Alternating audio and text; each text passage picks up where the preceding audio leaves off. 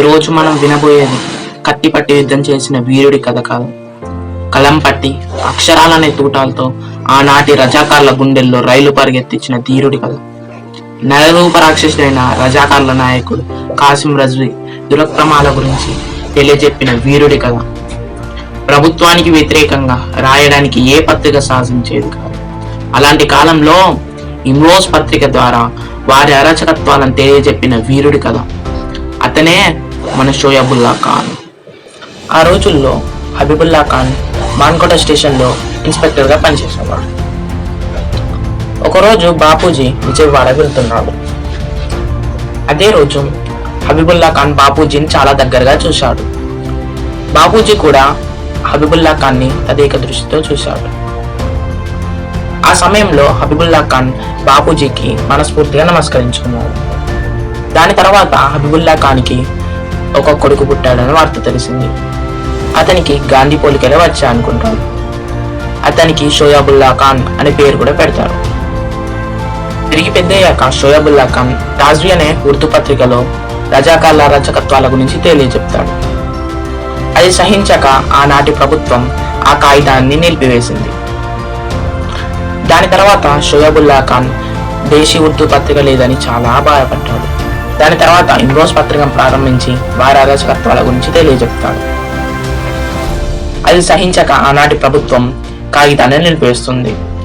అయితే షోయబుల్లా ఖాన్ అచ్చు యంత్రాలు వాడి పత్రికను ప్రచురిస్తాడు.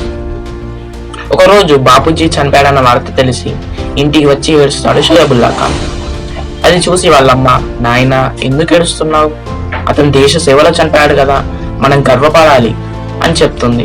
తల్లి మాటలకు షోయబుల్లా ఖాన్, అమ్మా నేనే కనుక అలా చనిపోతే నువ్వు ఏడవవా అని అడుగుతుంది. దానికి వాళ్ళమ్మ, నిజంగా నా కొడుకే కనుక అలా చనిపోతే నేను గర్వపడతాను అని బదులు చెప్తుంది.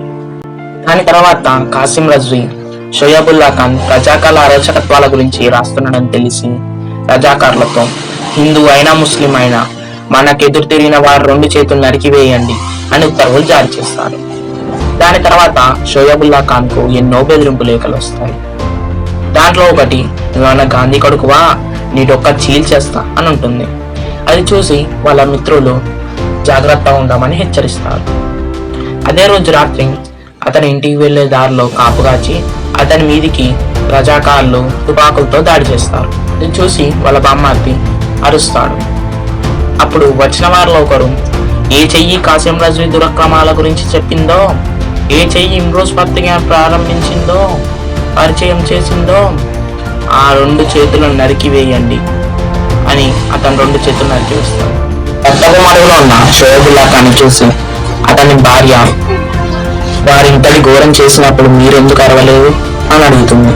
దానికి షోయబుల్లా ఖాన్, నేను అరిస్తే పెరిగితనం అవుతుంది, ధైర్యంగా చంపిన వారికే స్వర్గం. అమ్మా నేను ఎలాగైనా చనిపోతాను, నువ్వు వీరమాతం అనిపించుకో, అవుజా నువ్వు వీరపత్ని అనిపించుకో అని అతను విశ్వాసం ఇస్తాడు.